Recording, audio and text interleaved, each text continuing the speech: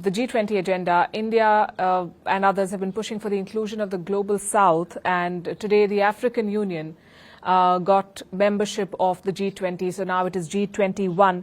How significant is this according to you? Do you think it is going to mitigate the imbalance and will ensure just representation of developing countries on international platforms? I have been saying that 30 years ago, India and Brazil were treated as poor countries, problems more bigger than solutions for them. After that, Brazil started to be treated as third world country, and then we started to be treated as a developing country. And now we're part of the Global South. That is to say, we decided to organize ourselves and to show that we want to grow, that we want our society should have a standard of living that is good, that should have a standard health care, and with that, education. And so the pharmaceutical industry in India is extraordinary. We want to have a partnership with them. And so there have been many investment here in science and technology. Brazil has to learn with India with that. We have to learn with India and invest more in science and technology. So what I believe is that India is a country that is rising. And I think that this is very important. As India managed to improve the standard of living of their people, the people starts to consume more. And when they consume more, they create more jobs. And when they create more jobs, they create more salaries. And when they create salaries, more consumption. And the gigantic wheel of the economy starts moving, and everybody starts to participate in the economy.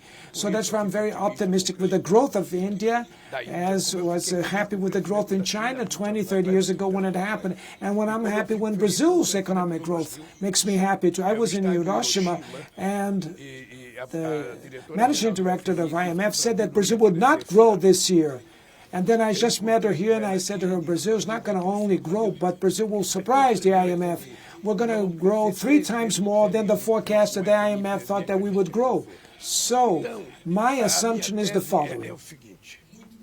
A lot of money in the hands of few means wealth concentration, means impoverishment. It means growth of the absolute misery and poverty and malnutrition, hunger. It means all that. This is a lot of money in the hands of few. Now, when you have few money in the hands of many, that means income distribution, that means more jobs, more consumption, more schools, more health care. You don't have to be an economist to reach this conclusion.